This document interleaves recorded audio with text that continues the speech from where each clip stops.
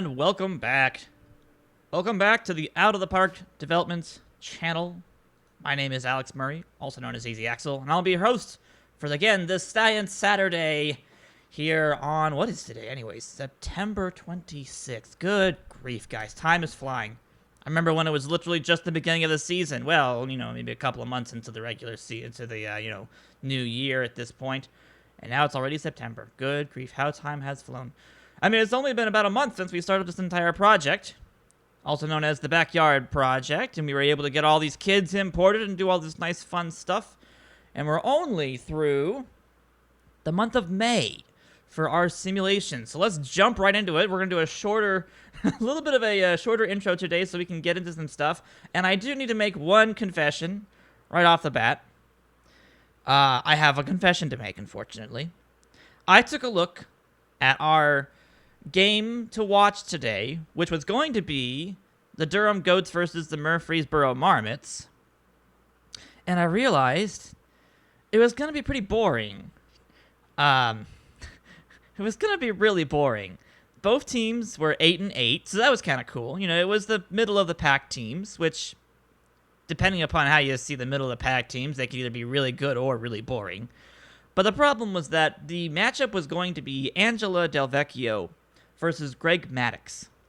And both teams also had hitters as well. The Marmots have got Ichiro Suzuki, and the Durham Goats have got Albert Pujols. So it was going to be, you know, stacked full of names you guys know and everything. But both of the pitchers had above 4.5 ERAs.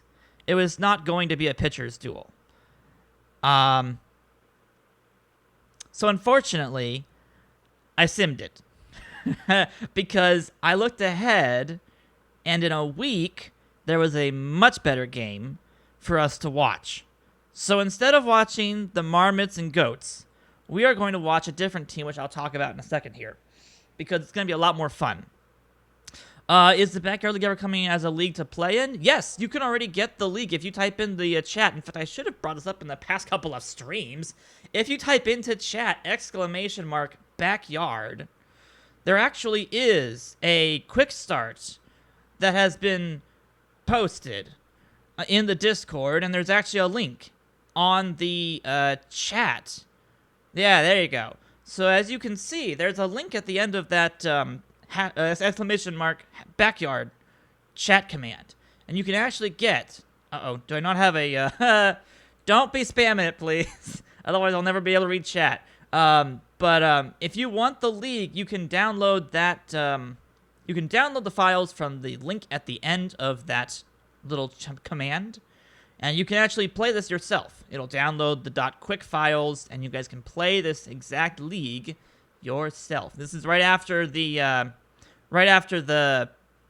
draft. At that point, if I knew how to do stream elements correctly in terms of how to do their the cooldowns, I would, but I'd have to look up the commands for that, and I unfortunately do not have time. Dish, can I ask you to, or Crazy, to look into that to see if we can change that with a command prompt or something while I work on the rest of the stream here?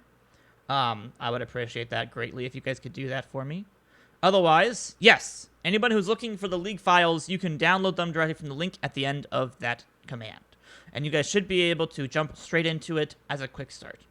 I think there's a way to do cooldown request changes.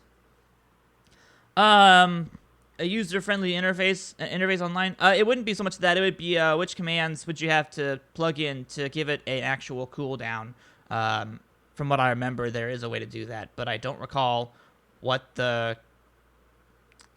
Okay, no worries, Dishnet. I'll look into it. If not, I mean, we're not in the bigger streams where there's, 700, 800, 900 people. We're going to be looking at probably only at maximum about 300, 400, so no worries. I highly doubt we'll have any problems with that. Plus, the people will want to download the files anyway. So, either who. Let's get started. So, let me go ahead and talk about what we're going to be doing instead. Yeah, because a lot of the other commands have cooldowns, and I guess when I added 2 new commands, they don't have cooldowns, I guess. So I've got one more thing for me to do for the day at this point.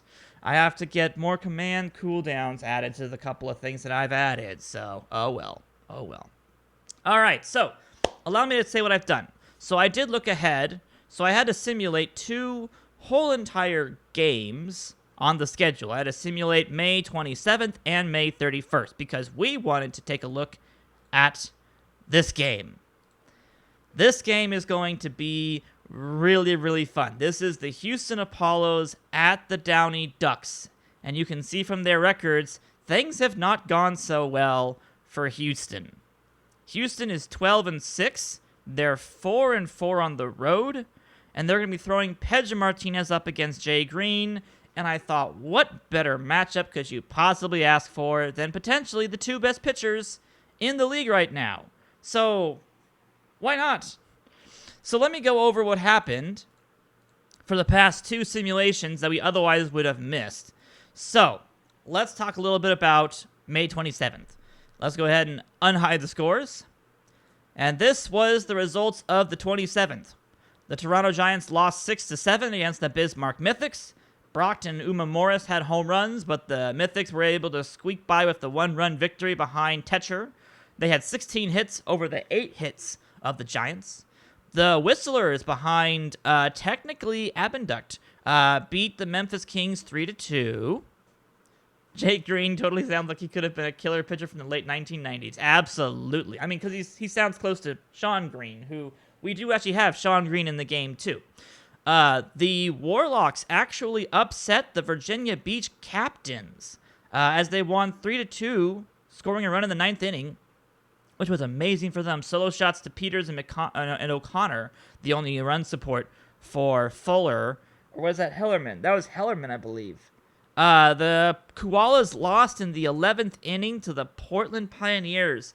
Seth Hoffman has 3 home runs over the course of an 11-inning game, which I believe means he also, I think he might have walked the team off in the 11th. So a big day for Seth Hoffman. So if you're Seth Hoffman's creator, congratulations. The Goats end up winning the game 6-5, the one we would have watched, but both pitchers really don't do much, unfortunately. So it would not have been a pitcher's duel. It would have been a comeback victory, though, for the Goats. So it would have been interesting to watch, but I wasn't that interested in either team at that time.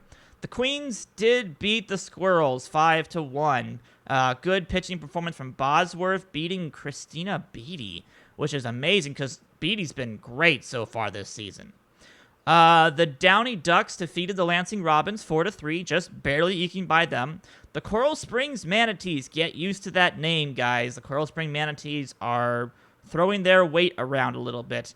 They beat the Louisville Swatters 3-0 behind Randy Johnson. I believe he went 7 or 8 innings, and then, of course, Dontrell Willis comes in for his 7th save of the season so far.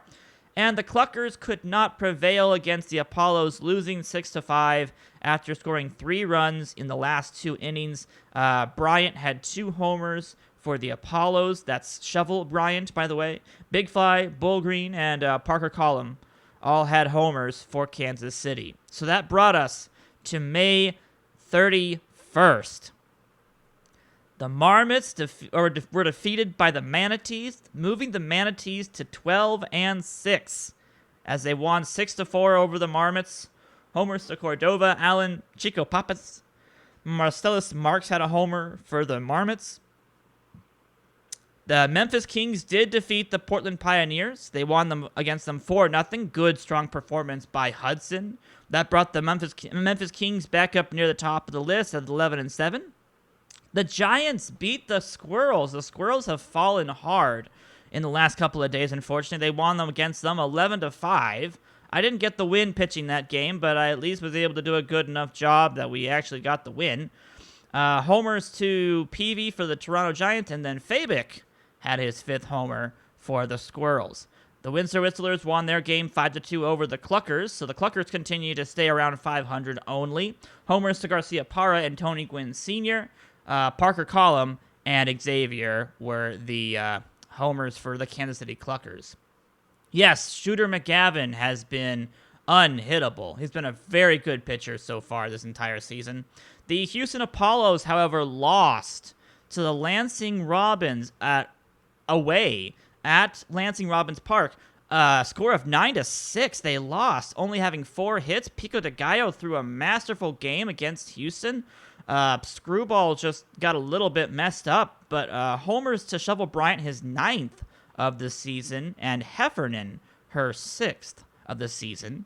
Woodruff, Vaughn, and Beltran having 2 homers in that game for the Robins. The Downey Ducks lost to the Queens Nobles, so the Ducks had a chance. The Ducks could have tied with the Houston Apollos, but they lose 4-5 against the Queens Nobles. Pete Wheeler hitting his third homer of the season as the Nobles go to 10-8, which is ridiculous because we thought they were not that good. So that's interesting.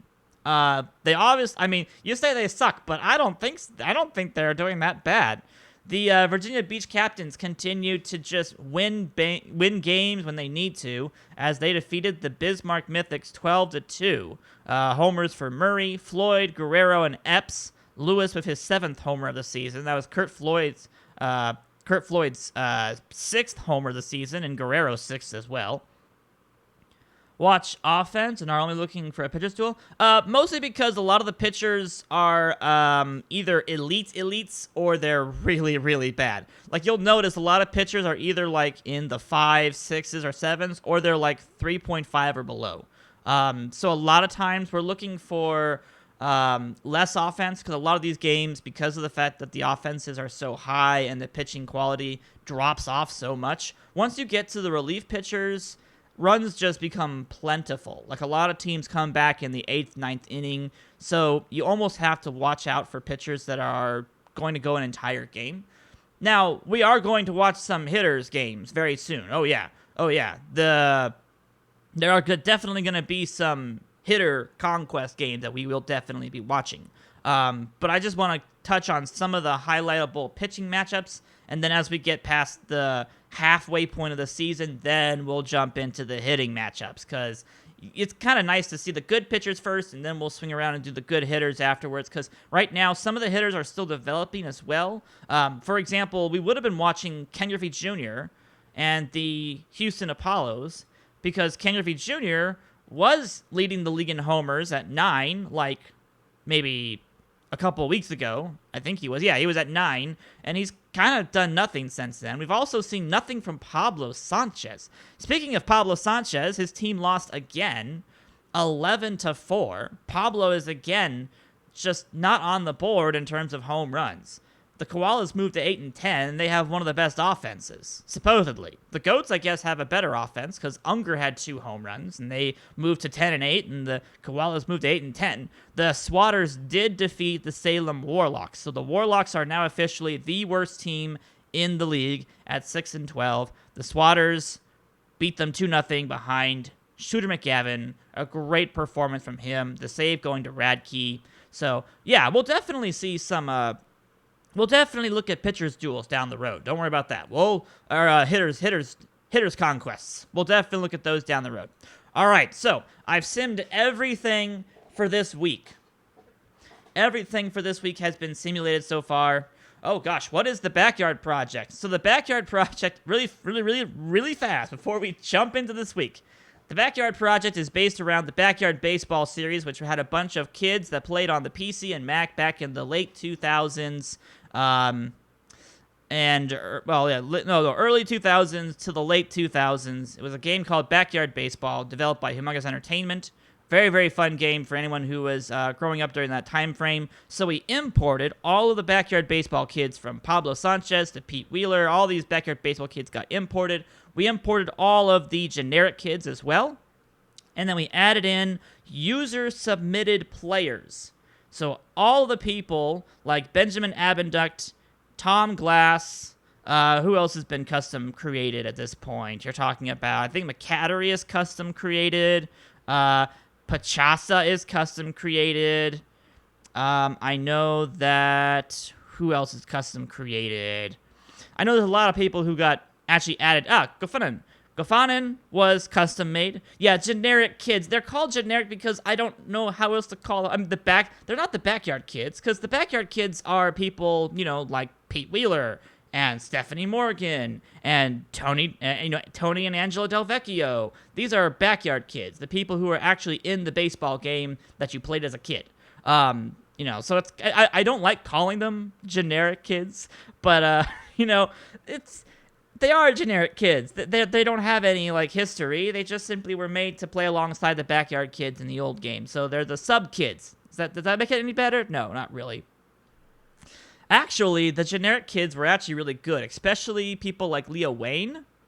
Leo Wayne and the person we're about to watch, Jay Green, are some of the best neighborhood kids. There you go. That's how we'll say them. The neighborhood kids who basically just piled on after the elite kids got, pulled into the circle. Anywho, we'll move on from that before we degrade our neighborhood kids any worse. So for this week, the Robins won against the Whistlers. So unfortunately, Abinduct, even though he went 8 innings and 17 strikeouts, did not get the win, as they lost, giving up 6 runs in the 9th inning and losing 9-3. Homers to Jones, Beltran, and Mills for the Lansing Robins, and then the Petrovich homer for the Whistlers was their only long ball of the day. The Marmots did defeat the Warlocks in extra innings. Greg Maddux got player of the game. A good day for the Marmots to finally separate themselves from the back end of the pack. The Toronto Giants defeated the Queens Nobles. A homer by Brock in the 8th inning sparked a 5-run rally as the Queens Nobles are defeated and moved to 10-9. The Toronto Giants moved to 8-11. The Coral Springs Manatees do defeat the Kanata Koalas 8-7 on a walk-off at home, moving them to 13-6 and in sole possession at the moment of first place. That's right, ladies and gentlemen, your Coral Springs Manatees are first. Let that sink in for a second before we jump into our game and see if the Apollos can tie them. So anywho, they scored 8 runs on 15 hits. Homers to Frank Thomas. Captain Tennille had a homer. Very good job right there by both of those guys. The Swatters were upset by the Mythics, who rallied in the 9th inning to score 2 runs and win it. Gagne gets the win, goes to 2-2. Rodriguez has a homer, his 2nd of the season. Tim Gross has his 4th homer of the season for Louisville. The Virginia Beach Captains are absolutely shocked and upsetted by the Centennial Squirrels 2-0, as the Virginia Beach Captains do not manage to tie the Coral Springs Manatees at 13-6 as they fall to 12-7. The Centennial Squirrels definitely needed this win right here as they move to 9-10. The Memphis Kings do win against the Durham Goats. Angela Delvecchio loses her 5th game of the season as Leo Wayne pitches a marvelous 3-hit, 1-run. I think it was almost a complete game. 8.2 innings pitched. The Memphis Kings move to 12-7. The Durham Goats move to 10-9. Memphis has homers by Guffinen and Munson to back up their claims. That's 8-6 for both of those guys, respectively. And the Portland Pioneers have upset the Kansas City Cluckers 4-3. This is definitely one of the worser teams. Worser? I mean, how would you say? The Portland Pioneers have not been very good so far this season, guys, all right? Literally, they have been one of the worst teams outside of outside of course, Salem. Salem is 6-13. They are in the doghouse now. But Portland, has won a couple of scrappy victories, and that's been good. The worstest. Yes, the worstest. So they finally win 4-3 over the Kansas City Cluckers. They have been the worst team.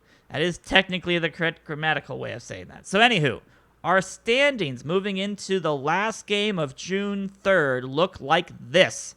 The Manatees in sole possession of first place at the moment. The Apollos and the Downey Ducks looking to duke it out for 2nd place or potentially a tie for 1st place right here. This would be the only team that could go 11-8. We only have one team at 6-13. We've got a lot of teams at 8-11. So you can see the standings so far have some elite teams. We've added more teams to those elite listings.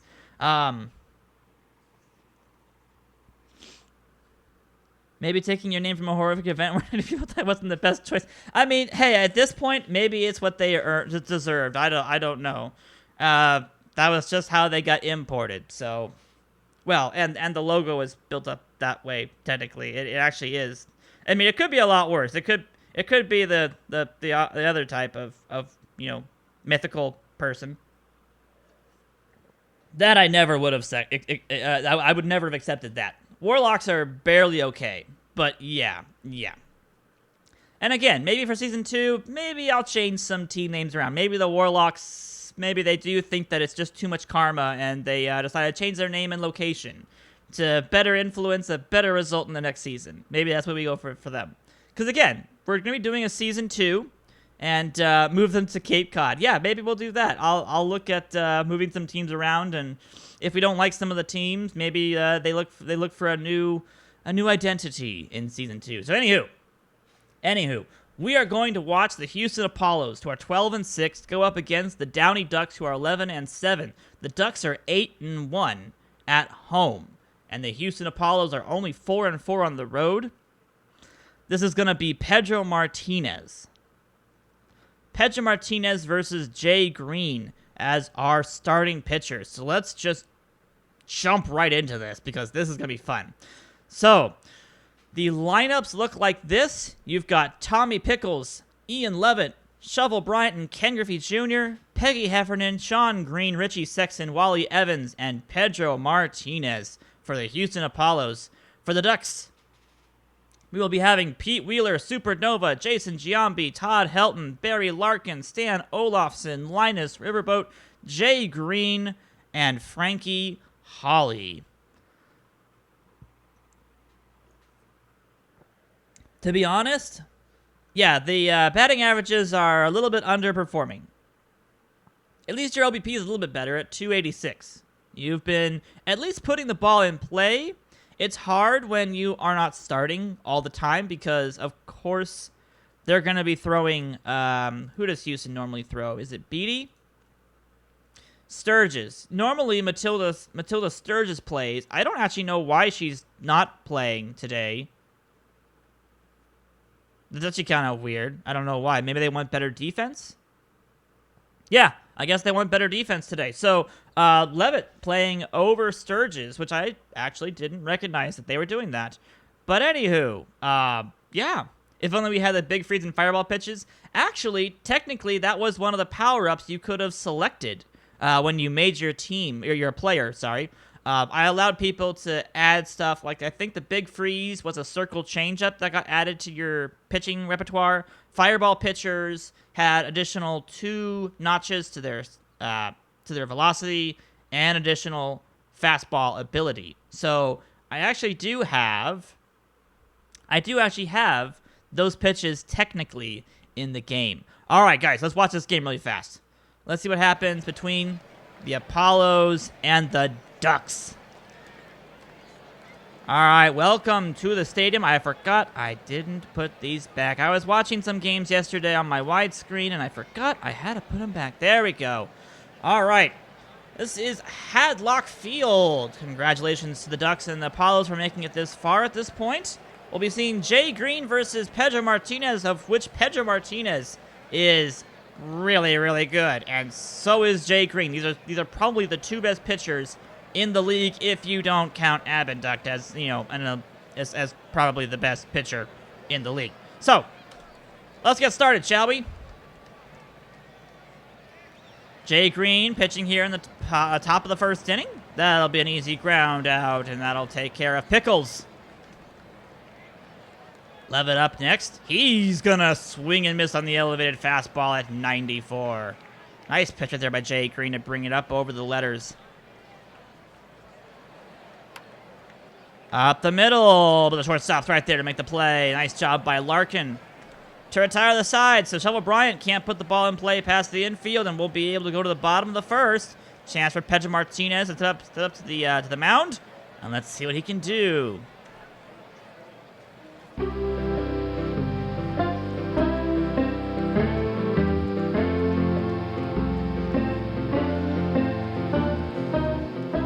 Pete Wheeler grounds out to the second baseman as his intro music plays in the background. Easy play right there by Evans, who throws to Sexton and retires the speedy Pete Wheeler. Up next, Supernova. Oh, I thought I changed this. There we go. Up next, Supernova. Hitter number 2 for the... People are hearing the music finally. Yes, I added theme songs for every single one of the kids. Yes, they are now officially in the game, but they'll only play if they're home. So we'll have that for playoffs and other stuff as well. Jason Giambi, last chance here in the bottom of the first inning for the Downey Ducks up against Pedro Martinez. Pedro gets him looking. Nice job right there by Pedro Martinez for a very quick first inning. So we'll head to the second. Griffey Jr., Heffernan, and Green up here against Jay Green at this point. And Ken's going to lace a single to left field. Giambi gets the ball back in play, and that'll be a leadoff single for Ken Griffey Jr. Heffernan up next, 81 power. Ken takes his lead over at first base. This is ground over to the second baseman, and they'll have to go to first as Griffey had a good lead and was able to get over to second base before a throw could be made. So that'll leave a runner on second base for Sean Green. The Greens go at it, Jay versus Sean. And the winner is going to be Sean as he plumps a single to left field. Giambi up with the ball, throws it back into the cutoff, and they'll hold Griffey at third base. So a single for Sean Green over Jay Green. And the Houston Apollos looking to break open the game here in the top of the second inning. Sexton, though, strikes out on the slider. Good called pitch right there by Jay Green and his catching duo of Linus Riverboat. Good job. Brings up Sexton, bringing it down to Wally Evans. Let's see if Evans can do anything about this. Out towards center. Lazy fly ball, though. In comes the center fielder. I believe it's Wheeler. He'll make the play, and that'll retire this side. So no chance here for the Houston Apollos to be able to score any runs. They leave them on first and third, though. We'll head to the bottom of the second inning. The Ducks will have Helton, Larkin, Olofsson, and this thing keeps moving. Why is this keeping on moving? Stay. Helton up first here in the bottom of the second inning. He's going to put it down the line in left field. This might be the extra bases. Around in the corner it goes. In comes to the cutoff man, and Helton will have a stand-up double. So that'll put him in a good position for the Downey Ducks as they have Barry Larkin and Stan Olofsson up next against Pedro Martinez. Pedro wheels and deals and out to right field. Hit well, but Larkin's going to come up short as it goes up near the warning track. But a nice play right there by Levitt. He'll make the little jogging grab out in left field. Yeah, I'm looking forward to these games that they're advertising, like the Rockies and the Cubs at 8:05, which that's not going to happen in this league. Anywho, Stan Olofsson, one man down. Pedro Martinez now at 18 pitches here in the bottom of the second inning. Olofsson strikes out on the really nice changeup down and away. Couldn't do a thing with that pitch right about there. Nicely done by Pedro Martinez. That was a full count, too, I believe. That'll leave it up to Linus Riverboat to be able to score the runner from second base. Let's see if the Ducks can actually get it through. Oh, that's going to be a hit by pitch. He wears it on the back, unfortunately. An 0-2 pitch right there by Martinez. And that one got well away from him, unfortunately. And that'll leave it up to now Jay Green, the pitcher, who can mash the ball as well. Woof. The D-backs actually play the Rockies tonight. Jay Green, two men down in the bottom of the second inning. Little grounder in front of home plate. Catcher makes the play, fires it over to first, and that will strand the runners, unfortunately. So, nothing doing for the Ducks or Apollos, even though they had runners in scoring position each. And we'll head to the top of the third. Jay Green, 28 pitches so far this evening. Gets Martinez striking out on a 4-pitch at bat. Nice changeup right there, giving Martinez a dose of his own abilities right about there. This is the actual gameplay for OTP. That is correct. This is actual gameplay. And it looks a lot better than it did years ago. Trust me on that. But it's no MLB The Show. I'll give you guys that much as well. But I think it's great. For as much of it as is a strategy simulator, I'm really happy with the way it looks. Single for Pickles, though. That'll leave a runner on first base who's very, very fast. That's actually really good. They're showing the Major League scores because the Backyard Baseball League is funded by the MLB. Well, I mean, we might be a sub-league of the MLB. We just don't talk about that. Levitt will ground it over to third base. Nice play with the third baseman. Over to first he goes, and a nice play right there. Supernova with the amazing range over at third, diving to his left. Gets up, throws out. Who did he throw out? That was Levitt. And Levitt's pretty fast, too. Oh, man. Oh, if you're talking about the camera angles, you can edit those in the Edit Ballpark. I can't do that, unfortunately, right now. I rock this. I'm in the middle of a game. So once we're done the game here, I'll show you guys what we do for our FOV and camera angles and stuff, because we do some editing on these. So that'll leave it up to Shovel Bryant, runner on second base. So again, the Houston Apollos have a chance to score a run here against Jay Green, who's got 35 pitches of the evening so far. Bryant's hitting it out towards right. It's well hit. It's carried, and it's gone. Bryant leads the league now. 10 home runs for Shovel Bryant. A massive home run, 406 feet to right center field for Bryant. Puts the Apollos up to nothing. Oh, I wish it was sponsored by Scoreutronic. That'd be great. That'll leave it down to Ken Griffey Jr. potentially here in the top of the third. Jay Green's going to have to bounce back from that home run. Out in front of plate. Jay Green gets it. Fires it over to first. Just gets the speedy Griffey Jr. going down the line. So Houston will score 2. They scored 2 runs on the 2-run homer by Shovel Bryant, who now leads the league again in 10 homers of the season. So a good day. Good day so far for Shovel Bryant. Ooh, excuse me.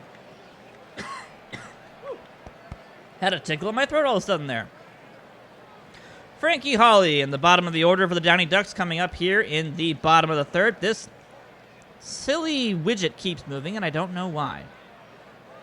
Hold on, guys. Let me just see if I can convince the game that it shouldn't be moving anymore.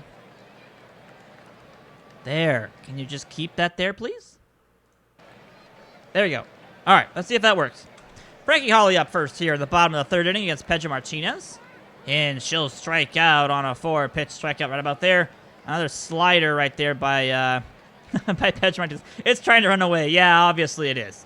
Pete Wheeler up next. So the speedy bunter guy. Chance to be able to get on base here against Pedro.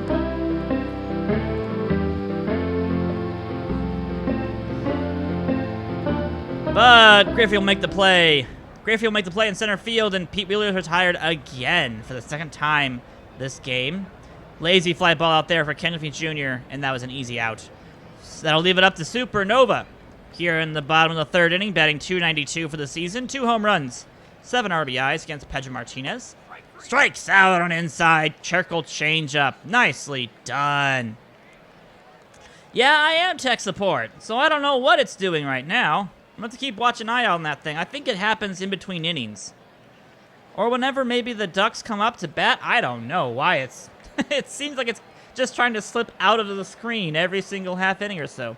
Anywho, we'll have Heffernan, Green, and Sexton here in the top of the fourth against Jay Green. Jay Green, oh, wow. Oh, knocks it down but can't make the play as the second baseman, Evans, I believe. Oh, no, it was Olofsson. My apologies. Olofsson made a nice attempt on that ground ball right there, but got it down, but couldn't get it over to the first baseman, and Heffernan will take first base on the ground ball. That's an infield single. Up next will be Sean Green against Jay Green. The matchup again here.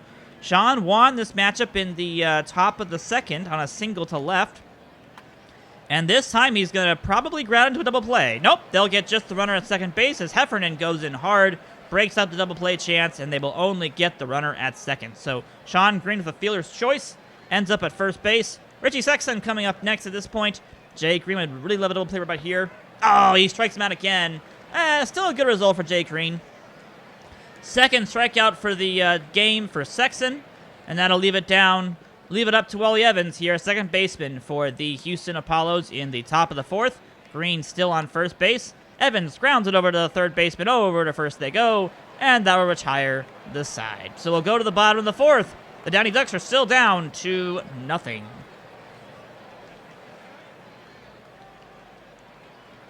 Pedro Martinez working here in the bottom of the fourth. 47 pitches. He'll have Giambi, Helton, and Larkin. So the heart of the order here for the Ducks.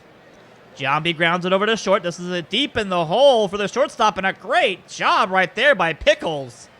Ranging far to his right, makes the step throw and gets Giambi by at least a step or two. So that arm of Pickles coming into play nicely right about there. Todd Helton coming up next. Only 203 for the season so far, but he has a hit today so far. But he'll strike out looking on a beautiful fastball right about the knees right there by Martinez. His 5th strikeout of the game for Martinez. That'll leave it down to Barry Larkin for the top or the bottom of the fourth here. Pedro Martinez wheeling and dealing. Larkin will fly out to the left fielder. On comes the left fielder, jogging and makes the grab. Levitt makes it look easy, and that retires this side. Yeah, I can still see the ball curving, too, a little bit, which I know we're still looking at getting all of those removed. I wonder if partially it's because of the FOV slider I'm using, but I think there's also something else involved. I know we still have a couple of dev people looking into it, so we'll keep getting that fixed and making sure that those get removed, because I think we got rid of, like, most of them, but I've seen most of the time if you do foul balls for outs behind the plate, those hook a lot, and I don't know why. All right, Jay Green back on the mound here in the top of the fifth inning. Pedro Martinez in the top of the order for the Houston Apollos. Pedro strikes out on a 1-2-3 quick at-bat strikeout right there by Pedro. Checking a swing on the slider, but he offered anyways. So, another strikeout for Jay Green, his fifth of the evening. Yeah, I can understand on foul balls. Like, those are going to be a little bit harder to do. Oh, nice single right there by the leadoff hitter. I think that's Pickles. That'll be a single as it falls right past the third baseman trying to make that play right there. Nice try by Supernova. And that'll bring up Ian Levitt with a runner on first base. Pickles can run, if I remember correctly. Levitt will strike out on the slider. A beautiful pitch right there by Jay Green. That's strikeout number 6 for the evening, and that'll leave it up to the new home run leader, Shovel Bryant. Runner on first base again. Let's hope and pray he doesn't repeat. He'll line it down the line in left field. This is going to be extra bases, and with 2 people down, that means Pickles can run. Here comes the relay play back in. Pickles will go home. There's going to be no throw home as it's a stand-up, sliding triple for Shovel Bryant. So Bryant has the homer and the triple for the game. And the Apollos will take a 3-0 lead here in the top of the fifth. Jay Green at 63 pitches. Ken Griffey Jr. up to bat next. 352 batting average so far for the season. Let's see if he can get something else done here. It's going to be a single. It's 4-0 for the Apollos as Ken Griffey Jr. comes through with an RBI single to left, and it is now firmly an Apollos baseball game. This is what we expected from the Apollos offense. They have one of the best offenses in the game. They will just continue to wear you down.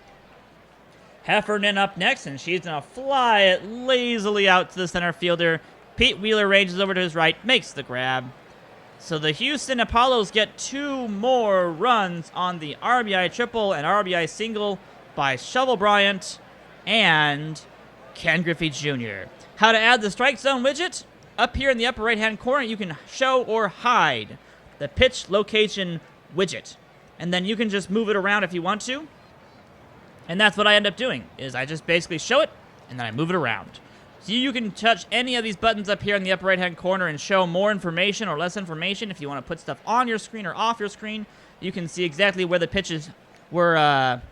It only works for people named Alex. Oh, yeah, of course. Yeah, that's right. That's right. It's a trade secret. Trade secret. I don't know why I just gave up that trade secret, but yes. Martinez mows down Stan Olofsson here in the bottom of the 5th inning so far. Let me just make sure my audio is correct here, guys. Sorry about that. There we go. Pedro Martinez wheeling and dealing here in the bottom of the 5th. Ground ball up the middle, but right to the shortstop who had him played perfectly with the shift. And that's another out right there. Jay Green, last person here potentially for the top or bottom of the 5th against Pedro Martinez. 72 pitches for Pedro.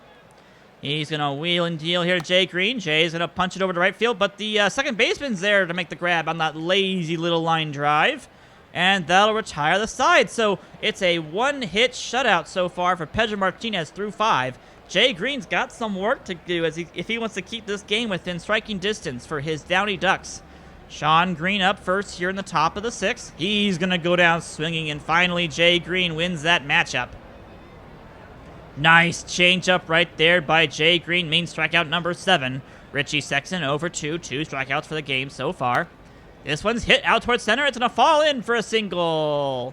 No hat trick for Richie Sexton as he'll get on base here in the top of the 6th. That'll bring up Wally Evans, runner on first base. He's going to strike out swinging number 8, I believe, for the game for Jay Green, and that'll pull it around to Pedro Martinez, the bottom of the order for the Apollos. And he will strike out as well. So 9 strikeouts for Jay Green on that 78-mile-an-hour changeup right below the knees. Beautiful pitch right there.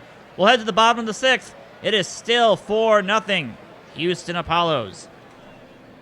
The Downey Ducks could use some offense right about now. They've got 76 pitches on Pedro Martinez, but he's been masterful so far. 1 hit, no walks, 6 strikeouts. A lot of weak contact. As he will issue his first walk. Speak of the devil. First walk of the game for Pedro Martinez, and it goes against the number 9 hitter for the Downey Ducks, which means we're going to see Pete Wheeler up with a runner on first base. To the second baseman for 1. Back to the first baseman, but they won't get the speedy Pete Wheeler. Pete Wheeler has the fielder's choice that'll put him on first base. Chance to be able to get those wheels in motion and get some stolen bases here. Heffernan, I don't remember what Heffernan's ability to catch is. Oh, she can't throw out anybody. Pete's definitely going to be running on these plays. Yep, there he goes. Off to second base he goes, and save. That's number 8 for Pete Wheeler right about there. And let's see if he goes after third base. He could go after third base. And he will. Here comes third base for Pete Wheeler, and he's safe again. Pete Wheeler, the speed demon on the base paths, takes 2 stolen bases off of Pedro, puts himself at third, and a 1-2 pitch to Supernova coming up from Pedro Martinez. A good opportunity here for the Downey Ducks to be able to score a run.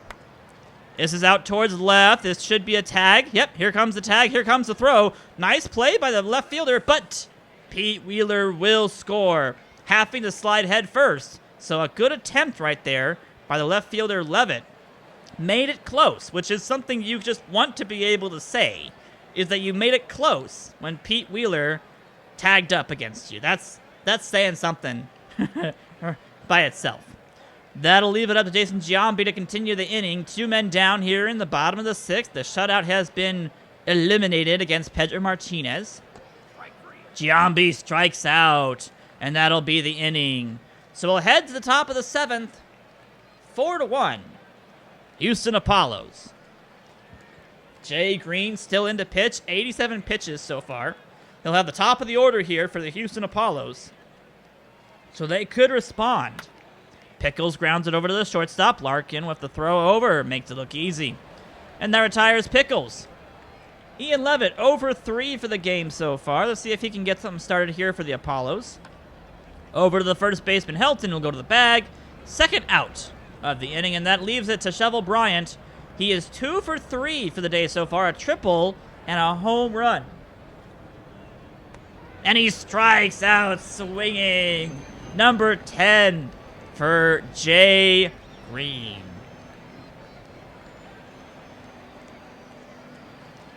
And we'll hit the 7th inning stretch here, with the Apollos leading up the game against the Ducks here, 4-1. 9 hits against 1 so far. We'll see if Pedro Martinez will continue to be pitching. He is. At 92 pitches, Pedro Martinez will be up against Helton, Larkin, and Olafson. Helton flies it out towards center. In comes Ken Griffey Jr., easily jogging in, makes the grab, and that'll retire Todd Helton from his 0-2 pitch. Barry Larkin up next, 95 pitches now for Pedro Martinez. Larkin grounds it over to the third baseman. Bryant ranges to his left, fires over to first base, and they get Larkin by a couple steps at that point.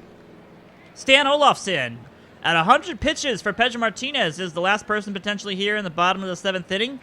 Olafson getting his pitch from Pedro. And this is going to be shot into center field for a single. Olafson dumps it into center for a single against Pedro, and we'll have a runner on base for Linus Riverboat. All right, chance here for the Ducks to be able to get something started in front of Jay Green up next. Riverboat's gonna get hit.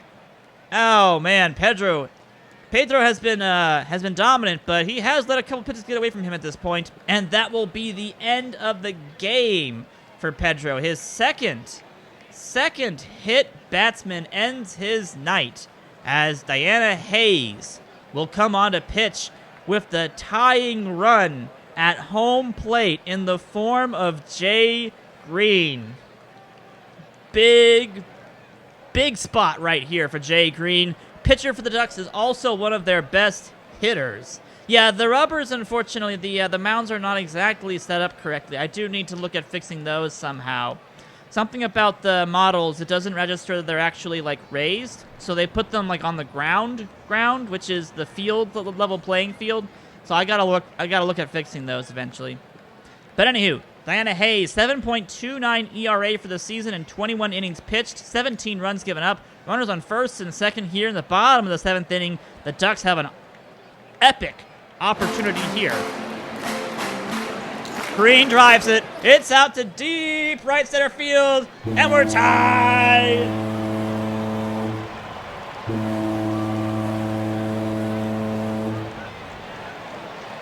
Jay Green does it for the Ducks, and we're tied 4-4.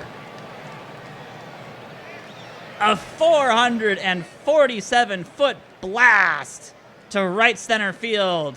And the clutch hitting Jay Green has his 3rd homer of the season, ties up his own pitcher's ball game, and leaves it up to the rest of his team to be able to get him a win now. Frankie Hawley wants to keep this momentum going for the Downey Ducks here in the bottom of the 7th. Over to the second baseman. Second baseman fires over to first.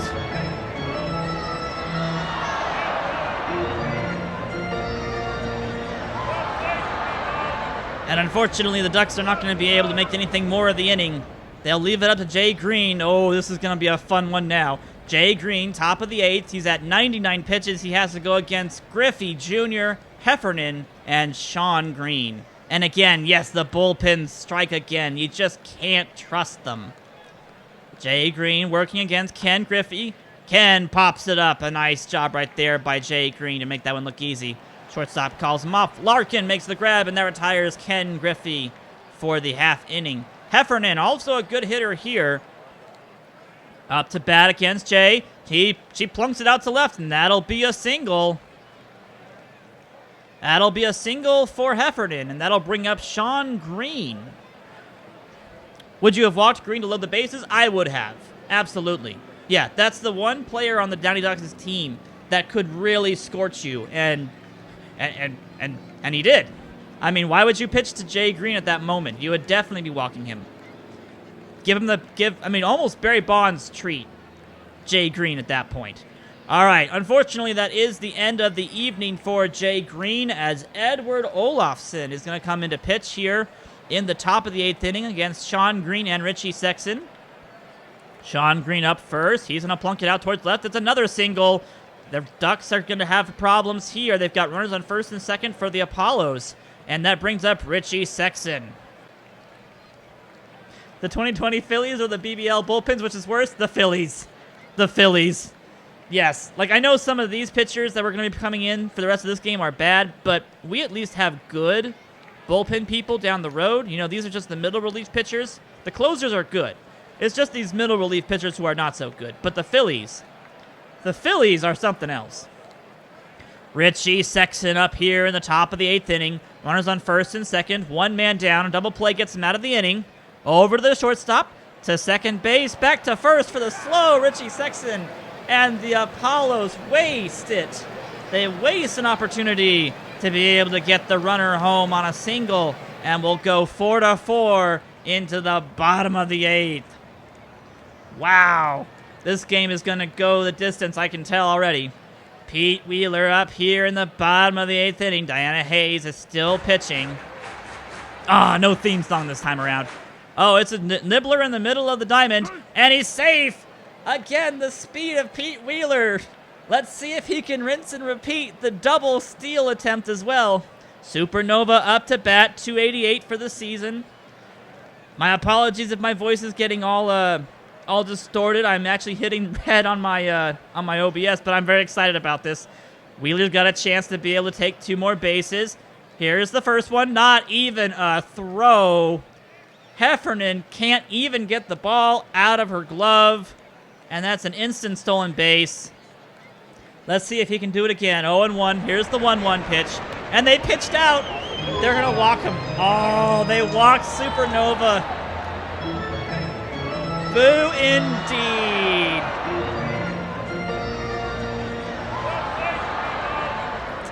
So they intentionally walked Supernova to get the force on against Jason Giambi. Wow. Okay, that's an interesting decision. Let's see if it pays off here, guys. Jason Giambi up against, I believe this, and there's the stolen base we were looking for.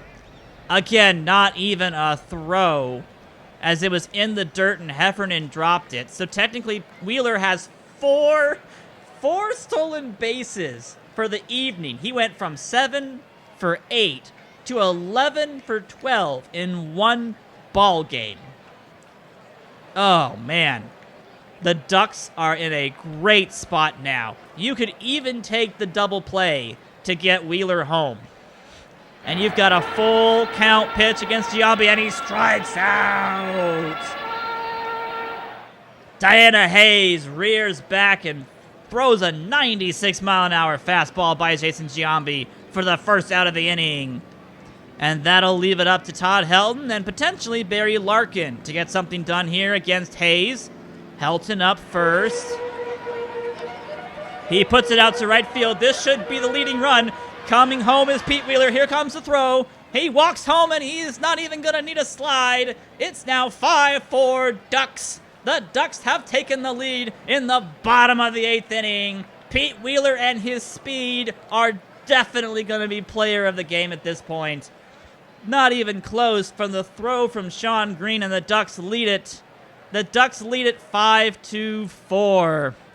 We've had 2 green pitchers. The Ducks are green. Green couldn't make the play in right field. Way too much green. You're completely right, Rich. Just way too much green today. Barry Larkin up potentially for the last batter. And that's a stolen base attempt right there. And that's a caught stealing, though. Nicely done. Heffernan gets her revenge against the Ducks as she catches the, who was that? Supernova? Yeah, Supernova trying to take second base and get into scoring position, and they nail the runner going to second base. So that'll leave it up to Luann Louie of the throw into right field. And this, in second base. Yeah, I don't know if I like the looking at the catcher getting the throw, but we'll see about that. You know, maybe I'll switch that around. Luann Louie, ladies and gentlemen, this is one of the best closers in the game. Even though her ERA is up to 3.09, she has 7 saves for the season. Luann Louie can bring it. She throws 97 and 99 miles an hour. She will be up against Wally Evans, the pitcher spot, and then Tommy Pickles. The Ducks are looking to keep the Houston Apollos from tying for first place in the league, and the Ducks would be looking at taking over a tie for second, I believe, if they win this ball game. Evans up first here against Luann Louie. She wheels and deals, and Evans puts it on the ground towards the third baseman. Third baseman picks it up, fires it over, and that's the first out of the inning. Supernova able to make that play look easy right there. Matilda Sturgis has come on to pinch hit for the Houston Apollos, down 4-5 here in the top of the 9th inning. Luann Louie wheeling and dealing. Strikes her out on a full count pitch right there. Beautiful changeup on the inside part of the plate. Locks up Sturgis as she swings and misses. And it's down to Pickles. Tommy Pickles is the last chance for the Houston Apollos to not have I believe, a 3-game losing streak at this point, which would take Houston clearly out of first place, and the Manatees would take first place solely. Luann Louie looking for save number 8 here. Wheels and deals, and that's a strikeout! A comeback victory for the Downey Ducks as they take down the Houston Apollos 5-4. A masterful performance from the offense of the Downey Ducks, being clutch in the 6th, 7th, and 8th inning. And a great job by not only Jay Green, but also Pete Wheeler to make that game as interesting as that was, because that was epic. We had the homers by Jay Green and Shovel Bryant. Watching the player you created strike out to end the game. Yeah, don't worry about that. I've seen a few. I mean, it could be worse. Your submitted player could also be not performing very well as a starting pitcher like mine is. So, you know, yeah. So a good day. A good day for both teams. No errors committed. Pickles had a 2-for-5 day. Bryant, 2-for-5. Triple and a home run. Kennedy Jr., 2-for-4 performance. You had hits scattered all around for the Apollos. The Ducks were clutch in the last half of the game. Good job by Pete Wheeler to get on base twice, steal 4 bases, score twice, and basically bring the Ducks back into contention, setting up the opportunity for Jay Green to mash the tying home run in the bottom of the 7th inning. And you can see this bar graph. The winning possibility for this game was epic. You go all the way until the 7th inning, and the Ducks resurge to take down the Houston Apollos, making both teams go to 12-7. So our standings for the league look like this, ladies and gentlemen. Your Coral Springs Manatees are in sole possession of first place. Who would have expected that? I don't think anybody was expecting the Manatees to take first place by June. The Apollos, Captains, Ducks, and Kings are all tied for second place. We have a massive amount of teams up at the top, and a lot of teams are still 9-10 and 8-11, so nobody is faltering. I mean, besides maybe the Cluckers and the Warlocks. That might be the two teams that aren't doing so well.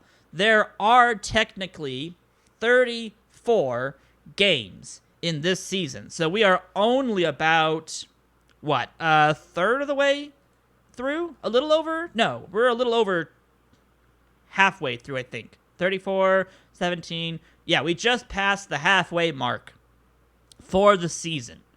So we're a little over halfway at this point. And we'll go ahead and simulate all the way up to our next games. And let's see what happens. You'd think that the Whistlers would be better than the Nomar Pudge combo. Yeah, I would have to agree. I think the Whistlers are definitely one of the teams that are a single ace-based team. Abendutch is good, but, you know, if you look at the expanded standings, and I'll just mention this briefly, the one thing that sticks out to me is this number right here. The Whistlers are 0-5 in extra inning games. That is a bad sign. That means the Whistlers really should be 13-6 if they had better bullpen and a little bit better, clutch hitting. They really should be 13-6 or something close to like maybe 11-8. But they have lost 5 games in extra innings. They are 2-7 in one-run games. They have to win by a lot. Basically, they rely heavily on Abendutch to pitch them a shutout, which is not a good sign. Abendutch is good. He's 5-1 with a 1.77 ERA, but he hasn't won. He's only won one of his last 4 starts. They're tanking to get a good draft pick for next season. I mean, they could be. But they did have the first pick. No, they didn't have first pick. Who do they have? Third pick. They had third pick overall in our first season. So I don't know what they're doing at this point. Swatters are the best team in the game? Sure they are. I mean, I like Tim Gross. Tim Gross is good. Khan has not done well. Computer Nerd, he's done okay. He's the defensive shortstop. Simon's done pretty well. Frazier's done pretty well. The Koalas were the first overall team. They picked Pablo Sanchez, but Pablo Sanchez actually has done pretty good his last 2 games. A double, 3 singles, 2 RBIs, but 3 strikeouts. So he's batting .276, but he should be batting like .350. You wanted to see your line really fast? I'll do one more before I get into this next game. Oh, good grief. So this is Tim Gross. So for the Tim Gross in our channel as well, this is what your stats line looks like right about now. And again, guys, I'll be exporting all these statistics at the end of the stream. as we are expected to do a 2-hour stream here. So we have an hour left to be able to do some stuff. How's Alex Gonzalez doing? Well, there's a name I didn't expect to have questions about. Alex Gonzalez is batting... Okay, he's let's just say he's doing okay. He's doing okay for being like one of the last picks in the draft, let's just say. All right, moving on. Big game today. Manatees and the Kings. So let's get everyone else simulated first. Lauerman versus Bull Green. Durham Goats versus the Cluckers. And the winner of that game, the Goats. The Cluckers continue to fall. This is now the 4th loss in a row, I believe, for the Cluckers. Is that correct? Yes, they're on a 4-game losing streak at this point. Wow. Wow. So unfortunately, homers to Jason Kendall and Bobby Bullgreen, but the Kansas City Cluckers lose their game in the 9th inning to the Durham Goats, who move to 11-9. Let's skip this game against the Manatees and the Kings. I want to do that one last. Louisville Swatters versus the Centennial Squirrels. That's Shooter McGavin versus Betty Houston. And the winner of that game is going to be the Louisville Swatters. 10-4. They take it over the Centennial Squirrels. A homer to the relief pitcher, Brad Radke. All right. That's interesting. Anywho, the Swatters moved to 9-11, as do the Centennial Squirrels. So a lot of the bottom teams continue to move up. The Portland Pioneers versus the Lansing Robins. Both are 8-11 teams. This is Doc Holliday versus Pico de Gallo. And the winner is Pico de Gallo and the Lansing Robins as they take down the Portland Pioneers 5-1. Homer to Lundstrom, his 2nd of the season. That's the second baseman for I think that was for Lansing. Yeah, for Lansing. So, bottom feeder teams right about here. Let's see if Pablo Sanchez can finally get something started at this point. Salem Warlocks versus the Kanata Koalas. Kenny Kawaguchi versus Kurt Schilling. And Pablo Sanchez comes through. An 8-4 butt whooping for the Kanata Koalas over the Salem Warlocks. Homer number 7 for Pablo Sanchez. Captain Tennille hits his 4th of the season. And a good performance from the pitching staff for the Koalas finally. Pablo was 3 for 5 for the game, 3 RBIs. Nicely done by Pablo, finally coming through when needed most by his Koalas as they move to 9-11 and stave off potentially going down into the really bad part of our standings. So that's a good one for them right about there. All right. Marmots versus the Mythics. This is for 500. Whoever wants to get it can take it. Delgado versus Marcotte. And the winner is the Murfreesboro Marmots as they win 1-0 over the Bismarck Mythics. It took until the 7th inning to get a run as both pitchers were in a pitcher's duel. But Delgado and the Marmots eke out the victory over the Bismarck Mythics, dropping the Mythics to 9-11. And the Murfreesboro Marmots go to 10-10. They may be our only 10-10 team at this point. All right. Whistlers versus the Apollos. The Whistlers could really use a win right about now against the reeling Apollos. Maria Luna versus Evan Screwball. And they get it. The Whistlers keep the Apollos on their trek down to the bottom of the standings as the Apollos fall 3-7. Homers to Petrovich, Ivan Rodriguez, Tony Gwynn Sr. Heffernan hits her 7th of the season, but Maria Luna has a picture-perfect outing, and the Whistlers move to 9-11, taking the Apollos down to 12-8. Wow. So the Mythics are failing, the Apollos are failing, the Squirrels are failing, and the Cluckers are all failing. So all the people in the all the people rooting for people in the chat, all the chat favorites are falling apart. Let's see if my pitcher can fall apart or not here. The Downey Ducks 12-7 on the road against the Toronto Giants at home. Nancy Chin versus yours truly, and the winner is going to be we're just gonna pretend that game didn't happen, guys. That game didn't happen. No. What game? Virginia Beach Captains versus the Queens Nobles, 12-7 versus 10-9. Wasarsis versus Ed Barker. Thank you, Yordle. I could use some love right about now. I don't even know if that's me giving up 11 runs in the 6th inning. Like, oh my goodness. I'm not even going to look at that. My ERA didn't go up that much, so I don't think that was me. I mean, I probably gave up like 6 runs, but I don't think that was all me. I think that was somebody else. Oh my gosh. No, I don't want to look at it. Okay, fine, we'll look at it. I gave up 7, all right? Uma Morris gave up 6. The relievers gave up 11 runs, all right? So I gave up 7. So I started the 6th inning. All right, you guys happy now? Yeah, lucky number 7. That's about what I do on a bad day. So, yeah, not a good day for the Giants, unfortunately. The pitching staff couldn't hold it together. Not getting a lot of support from our offense, so ouch. If you want to move the widgets, you need to be able to not have them automatically sorted. If you go to your view options, it should... I'll demonstrate that in a second here before we get started on another game here. But you do need to make sure they're not automatically adjusted, which is one of those 2 options in the upper right-hand corner. If those are turned on to be automatically, adjusted to the screen, otherwise you can't move them. All right, Captains versus the Nobles. We're looking for the Nobles to keep going on their winning ways. Both of these 2 teams are very hot, by the way, actually. I believe the Captains are on like a 3-game winning streak.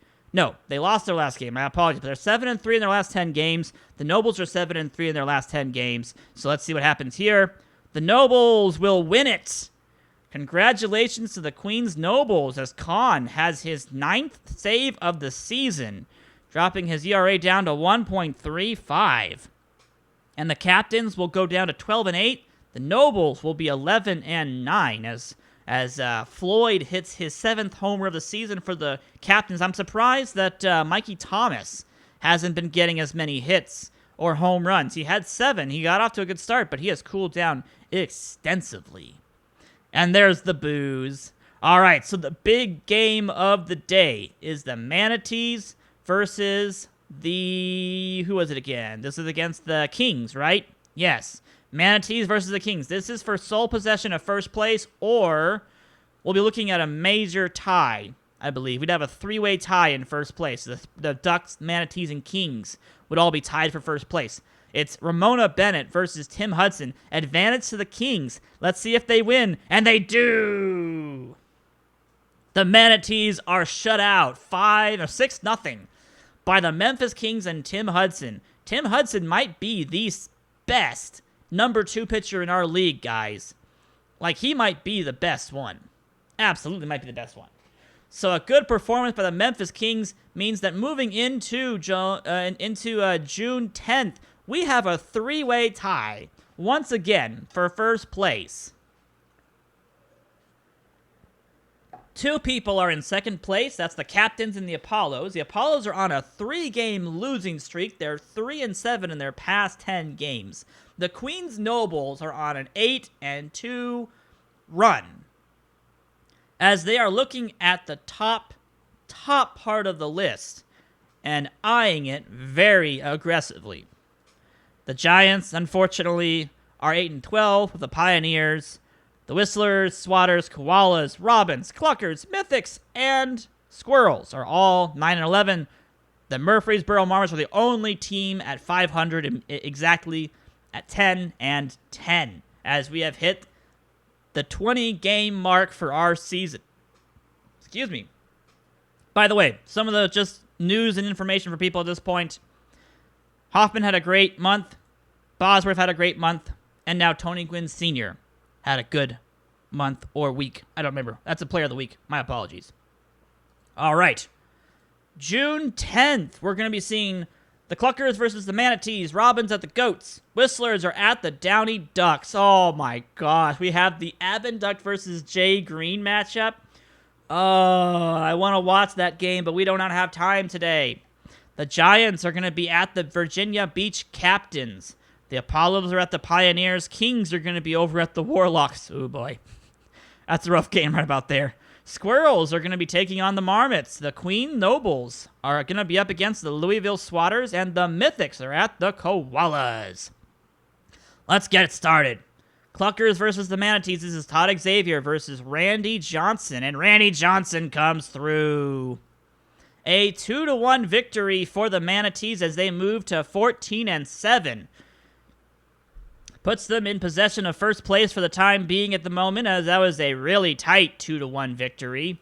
Randy Johnson and Dontrell Willis again combining for a great performance. Todd Xavier had a really good outing, but just gave up the extra run, and the Cluckers moved to 9-12. The Robins and Goats, 9-11 versus 11-9. Tipton versus Angela Del Vecchio, and the winner is going to be Angela Del Vecchio and the Durham Goats.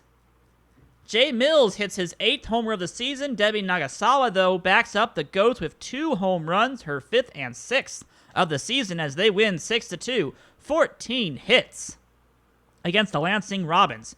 And the big one, in fact, let's save this one for last. The Giants versus the Captains. This is Percy Pounder versus Earl Abbott. The Giants could really use this win right about here, and they will not get it. 9-1, the Virginia Beach Captains roll over the Giants, as the Giants now move to 8-13. The Virginia Beach Captains are now 13-8. A good outing right there by Earl Abbott, going 8 1/3 inning, 15 strikeouts, 1 hit given up, and 1 earned run given up. Maybe I could get 1 start on an 85 pitch count. Does look like I didn't pitch the last 4 games. Are you a relief pitcher by any chance, T-Rex? I know some starters who got submitted as starters are being slotted as relief pitchers or even long relief pitchers because there are too many starters in the league. So there's a chance I might review after this month. I might review some of the number 2 starters and swap them out. Most of the number 2 starters are actually pretty well set. So if you're a relief pitcher, you're going to be a good relief pitcher at that point, which we need more relief pitchers, guys. Like, we actually do need good relief pitchers. Like, if you're doing a good job as a relief pitcher, please be that for us, because a lot of teams give up a lot of their runs in the later stages of a ball game right now. Pedro Martinez versus Cody Hamilton. This is the Apollos versus the Pioneers. This should be an easy win for the Apollo. I wasn't expecting the walk-off by the Portland Pioneers. Pedro Martinez has a great game. Pedro does well, but the Portland Pioneers upset the Houston Apollos. The Apollos are in a free fall. Absolute free fall for the Houston Apollos. 4-3. They lose the ball game. Bryant has his 11th homer of the season, and the Portland Pioneers move to 9-12, as the Apollos move to 12-9. Yes, I'm asking for relief pitcher submissions for next season. If you've already submitted a player, unfortunately, you can't submit another one, but I'll look at being able to allow people to do reworks for the next season, so we'll see about that. But, yeah, we definitely could use probably 30 relief pitchers, which would give us the option to have some people play more double duty. 2-way players would be allowed to actually do 2-waying, which would be better. So we'll see about that. I'll see. I'll look into that. So we'll see what happens. I may look at some changes. We may look at some changes to other settings or something. We'll figure it out. All right. Kings versus the Warlocks. Let's see if Leo Wayne let's see if Hellerman can actually upset the Memphis Kings at home for the Warlocks. And they don't. The Memphis Kings come back to win it 6-5 after scoring the leading run in the 9th inning. Mo Vaughn has his 3rd homer of the season for the Warlocks, but they will lose and move to 6-15. The Warlocks. My apologies to any Warlock fans in the chat, but your team not doing very good. Let's just be honest. Your team not doing very good. The Memphis Kings move to 14-7, which puts them in a tie for first place with the Coral Springs Manatees. Let's continue on at this point. Centennial Squirrels versus the Murfreesboro Marmots. This is going to be Christina Beatty versus Greg Maddox. And that's a victory by Greg Maddox over the Centennial Squirrels. Beatty has a rare, not a rare loss, but her ERA is being so low, I'm surprised she loses. But the Marmots win 4-1. Wow. Nicely done right there by the Marmots to take the victory over the Squirrels. 11-10 go the Marmots. 9-12 go the Squirrels.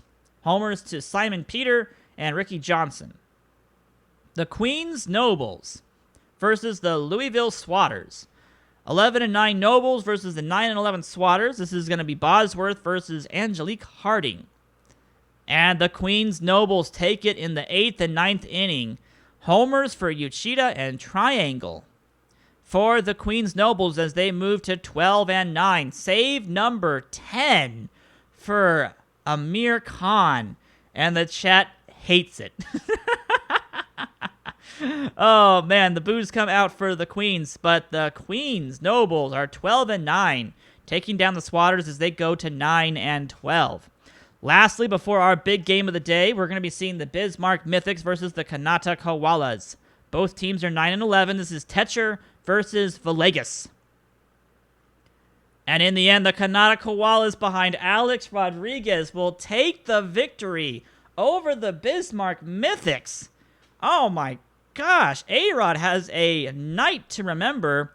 2 home runs, his 3rd and 4th of the season, as they score all of their runs in the first inning. So Techer has a bad first inning. So that's 2 home runs in the same inning for Alex Rodriguez. Okay, this I gotta see. So a single for Connolly. A walk. Oh no, bunt for hit. A single. And then a walk to Pablo Sanchez. A walk to Captain Tennille. Frank Thomas strikes out looking. Wait, where are the 2 home runs for... Wait. I'm looking at the wrong game. Am I looking at the wrong game? Hold on. Bismarcks versus Mythics. Where is... Wait. Hold on. Oh, I'm sorry. That's right. A-Rod hit it for the Mythics. I'm just dumb. Yes, not the same inning. But all 5 runs scored in the first inning for the Koalas. A-Rod hits 2 home runs over the course of the game for the Mythics. My apologies, guys. I thought it was I thought A-Rod was part of the Koalas, which that was all I was gonna be like, wow, how did he hit 2 homers in the same inning? That would take like a miracle. So yes, A-Rod hits 2 homers over the course of the game, probably in the first inning and the 7th, I'm going to assume. And unfortunately, the 2 homers for A-Rod don't actually make Techer a winner. So my apologies. A-Rod is a Bismarck Mythic. So even with the performance of A-Rod hitting 2 homers for the Mythics and a valiant effort by Techer outside of the first inning, the Kanata Koalas do take this game 5-4 over the Mythics. My apologies about that, guys. I didn't realize what I was looking at. Where do I submit a player for the next season? You can submit a player via the Discord. Let me grab you that link really fast. The Mythics are on a slide. Yes, they are. They are definitely on a slide at this point. All right, let me make sure I can get the link. Where did I put that link? Oh, fiddlesticks. Where is my link? I know I had it here someplace. Oh, where's my link? Alright, hold on. I gotta go back to the announcements so fast. My apologies about the delays here, guys, but if you do want to submit a player, I should have you guys be able to do that, so let me at least grab where that link is. There it is. Copy the link. This is the link you can go to be able to submit your own player. So if you have not submitted a player yet, you may go there and do that now. All right, so unfortunately, Techer and the Mythics drop again. So let's see who wins out of the Windsor Whistlers and the Downey Ducks. This is going to be a fun one right here. Abin Duck versus Jay Green. Let's see who wins. Definitely not going to miss it this time. Absolutely. Please don't miss that. And the winner's going to be actually the Windsor Whistlers as they come back in the 11th inning. So the Whistlers flip the tables on their extra inning terrible performances as they beat the Downey Ducks in extra innings and in a one-run game. 4-3 as they defeat Luann Louie. Wow.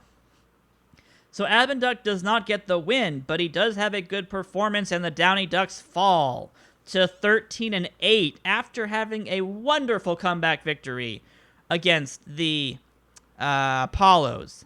They unfortunately will fall. The Whistlers move to 10-11. So moving into the 14th of June. This is our standings, ladies and gentlemen. The Kings and Manatees have first place. So the Ducks and Apollos, the two teams that were leading for most of the season, are now not in first place. The Warlocks are still dead last. The Giants are second last. And then we have a lot of teams at 9-12, a couple of them at 10-11, one team at 11-10, a couple teams at 12-9, which includes the resurging Queens Nobles. So an interesting development right there for the Queens Nobles. And then we have a two-way tie for first and second. The Captains and Ducks, Manatees, and Kings. So we'll see what happens in this next game. This is going to be the number 2 starters going at it now. Just really fast, let's take a look at the leaderboards really quickly here.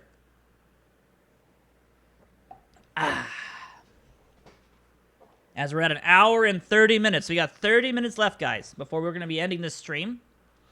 Gofanin for the Memphis Kings leads the batting average title right now at 384. Stephanie Morgan right behind him at 381. Tuck Eddy right behind Stephanie at 378.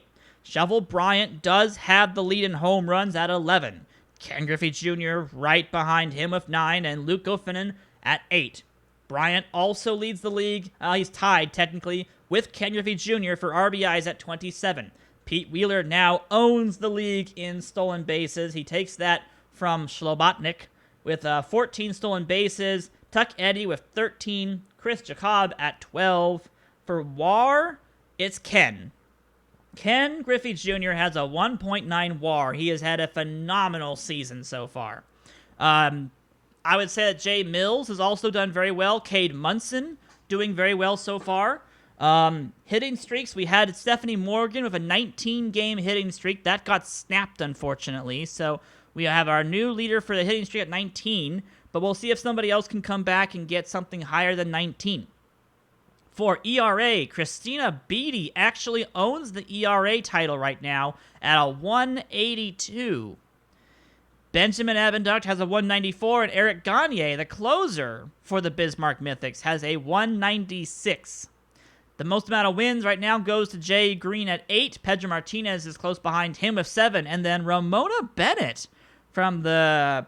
What is that? That's the CRS. That's not Coral... Is that Coral Springs? I think it is. No, yeah, it is. So the Coral Spring Manatees have a pitcher on the list as well. Ramona Bennett, 6 wins. Wow.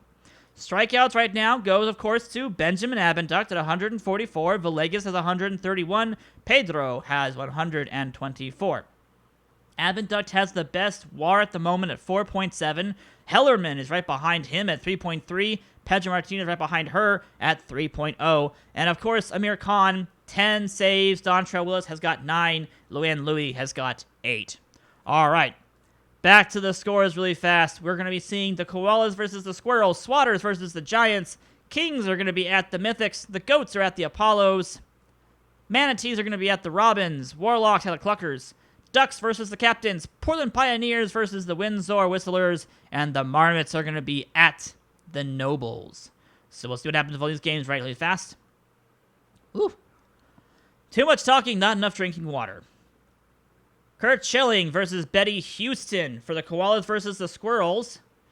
And the Squirrels will take it 9-3, bringing both of the records to 10 and 12. Good performance from Betty Houston. Frank Thomas has a good performance, but Cowlican Jr. and a good performance from the Squirrels offense to be able to bring themselves out of the losing streak, I believe, at this point, and at least at least to a 10-12 record. So we'll see if other teams can match that at this point. We have the Swatters at the Giants.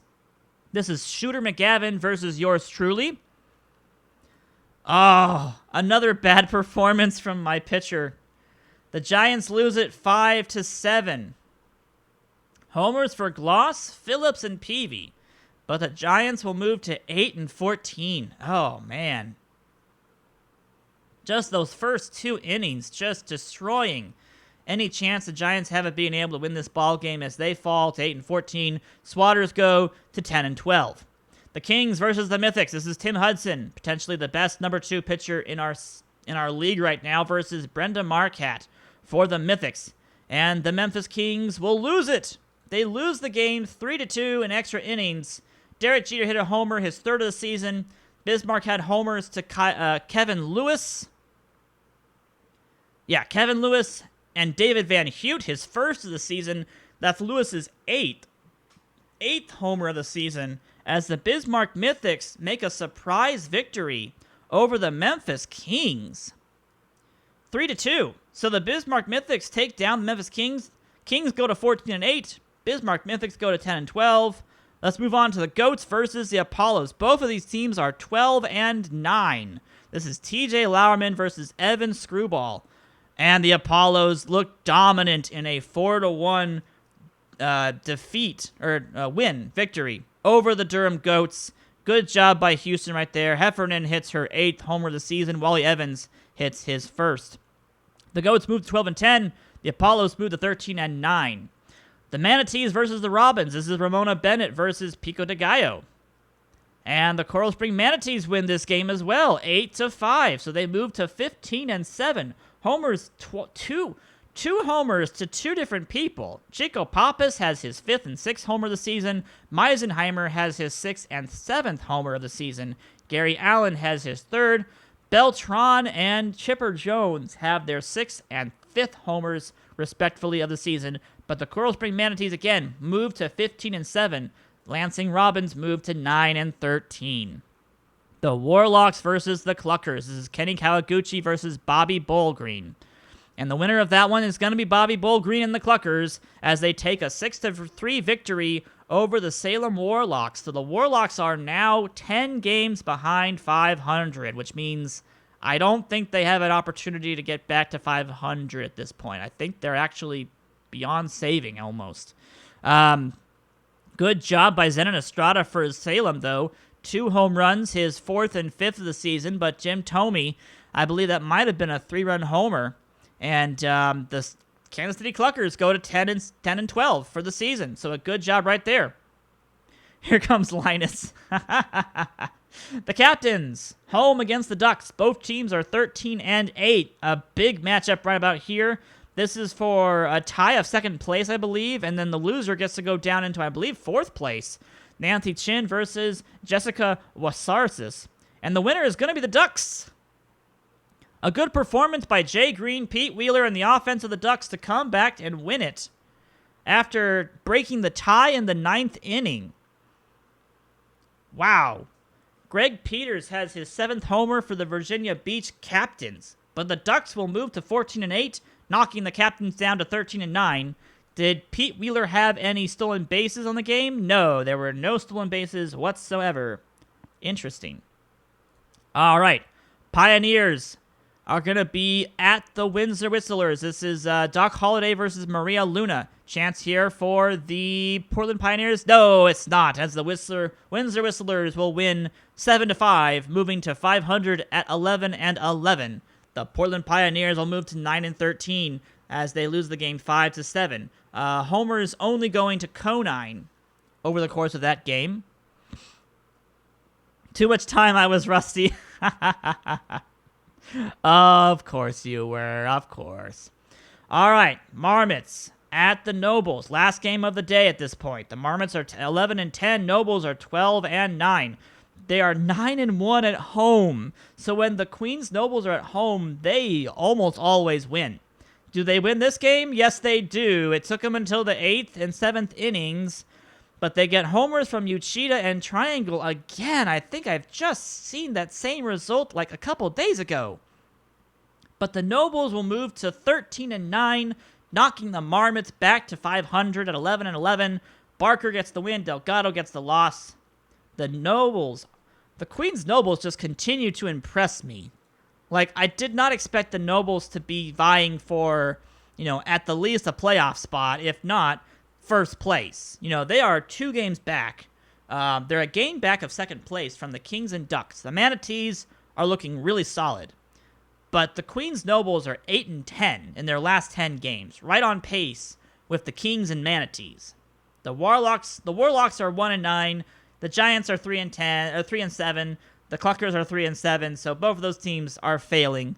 But man, those Queen's Nobles are doing a really good job. All right, let's get through a couple more games, and then we will call the stream at that point. We're looking today at the Robins at the Warlocks. Nobles are facing the Koalas. Cluckers at the Mythics. Captains against the Swatters. So no big games out of any of those guys so far. I think we're going to see some bigger games later in the day. Squirrels versus the Kings. That's a pretty good one right there. Windsor Whistlers against the Durham Goats. That's going to be a big matchup. Abenduct versus Del Vecchio. And then the bigger ones for the evening. The Giants at the Marmots. That's going to be Maddox versus Pounder. Apollos at the Manatees. Martinez versus Randy Johnson. Ooh. That's tempting to watch. Pioneers are going to be at the Ducks. That's Hamilton versus Jay Green. Let's get the rest of the games done first. I'll think about that one game. I don't think we have time, but that's going to be a big matchup regardless. All right, Robins at the Warlocks. Warlocks have a good chance to win this game, and they will. A win for the Warlocks, finally, as they take down the Lansing Robins, and look who's the number 3 performer of the day. Look at that, Alex Gonzalez. Your number 3 performer of the day behind, of course, both starting pitchers as the Warlocks take the victory over the Robins 4-1, moving to 7-16. 7-16, that is not that good, but the Robins have not been doing good either, so you know what? That's fine. The Queen's Nobles are going to be on the road against the Kanata Koalas. Good chance here for Pablo Sanchez to be able to put a good performance forward as he has Tiffany Bosworth up against Juan Villegas. And Mikey Thomas hits a homer, but the Nobles will lose 5-2. Villegas has a solid performance for the Kanata Koalas as they move to 11-12 and take down the resurging Queen's Nobles as they win 5-2. Homers again to Mikey Thomas, his 8th of the season. Veronica Lee has her 4th, but that's going to be a hard one to get away for the Nobles. Go whoever plays against the Nobles. All right, our 10-12 teams. Cluckers and the Mythics. This is Todd Xavier versus Ryan Tetcher, and that's the Ryan Tetcher I'm used to seeing. 7 innings, 1 hit, 4 walks, 12 strikeouts, and a 1-0 victory for the Bismarck Mythics over the Kansas City Cluckers. Gagne gets his 5th save of the season, drops his ERA down to 1.61, and the Mythics finally have a good performance and a good outing right there to result in a win. The Captains versus the Swatters at this point. Earl Abbott versus Angelique Harding. And the Captains lose. The Swatters, behind Troy Gloss, have taken a game from the Captains, 5-2. I want to see... Oh, man. Gross goes 0 for 3 with a walk. But a good performance from the rest of the offense from the Swatters. Vladdy Guerrero went 4 for 4 for the day. But a good job right there by the Swatters to propel themselves to a 5-2 victory over the Captains. The Captains are now 13-10. They used to be a really top-tier team, and they're kind of falling off the plate a little bit at this point. So let's see if they can come back. Squirrels versus the Kings. This is Christina Beatty versus Leah Wayne. This is the number 1 ERA pitcher in the league for the Squirrels. Let's see if they can keep it up against the Memphis Kings. And they can, technically. Not a good performance for Beatty, but her team wins 7-5 as they take down the Memphis Kings, who now are 14-9, as the Squirrels go to 11-12. Homers to Gofanen, his 9th, And Florence Felgate, her first of the season. So an impressive win right there for Centennial. The Swatters are getting hot. They're going to make a run. I hope so. The Whistlers versus the Goats. This is Abinduct versus Del Vecchio. Let's see if Abinduct can keep that ERA low. And he does, as they get a 4-1 victory over the Goats. Good performances from both of the pitchers there, to be honest.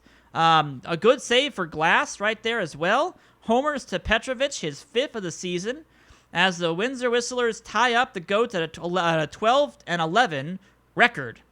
So a good job right there by both people.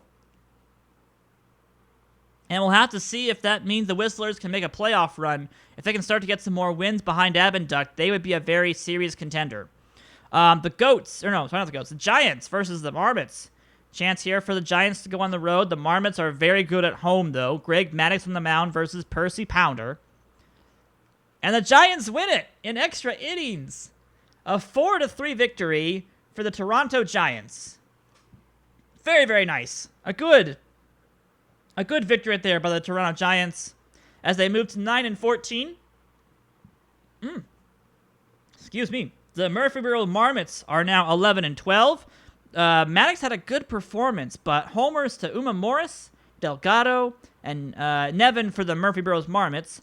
And the one error for the Marmots, I don't know if that was an unearned run in the 10th or what that would be at this point, but the Giants, they need extra innings, but they do top the Marmots 4-3. So the Marmots are not going to be going upwards in the standings today. All right. Let's do the last one before we get to our big game of the day. Cody Hamilton versus Jay Green. This is the Portland Pioneers 9-13 versus the Downey Ducks at 14-8. The Ducks are 9-2 at home, by the way. Make that 10-2 at home as the Downey Ducks dominate the Portland Pioneers behind Jay Green. Jay Green did not go the complete game as Luann Louie got her 10th save of the season, but Green gets his 9th win of the season, propelling him forward on that win column as they take down Portland 2-0. So the Ducks are now 15-8, and the Portland Pioneers are 9-14. All right, the big one. Pedro Martinez versus Randy Johnson. Houston Apollos at the Coral Springs Manatees. The Manatees are 9-2 at home. The Apollos are 4-6 on the road. Huge advantage to the Manatees. And in the end, the Manatees lose in extra innings. Dontrell Willis blows the save and records the loss, as the Coral Springs Manatees had a 2-0 lead going into the top of the 9th inning, and the Houston Apollos resurge and come back to win 4-2, taking down the first place Coral Springs Manatees.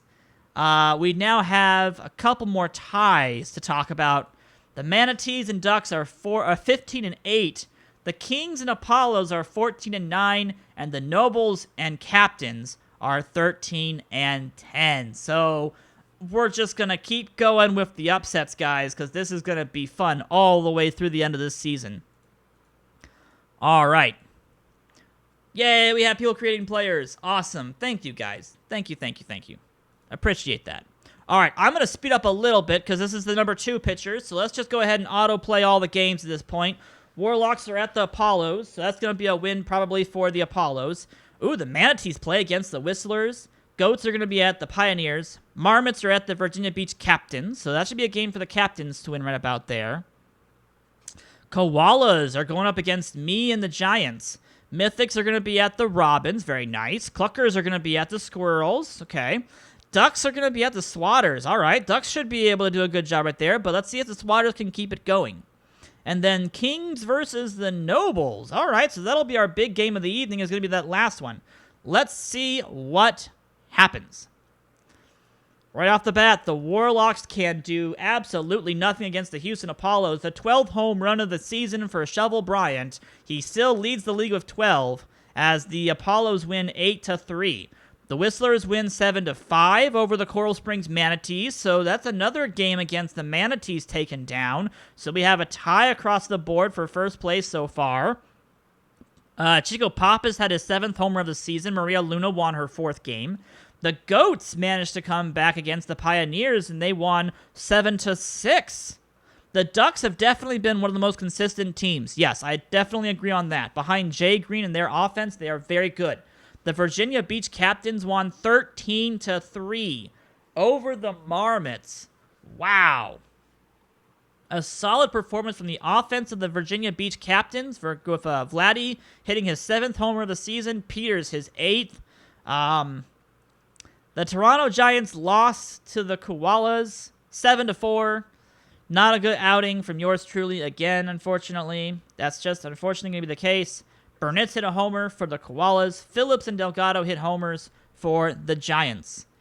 The Mythics did win their game 6-0. A good job by Brenda Marquardt against Pico de Gallo. That was a 6-0 shutout for the Mythics right there as they moved to 12-12. So they're 500 alongside the Koalas at this point. So both of the pinkish-purplish teams are doing a good job at this point. The Robins fall to 9-5, as do the Toronto Giants. Kansas City beats the Centennial Squirrels 6-5. A good job by Centennial in their offense, but they cannot pull out the victory as both teams move to 11-13. Ripken Jr. had his 3rd homer of the season. Fabic had his 6th, and Bluer had her 3rd. The Downey Ducks lost.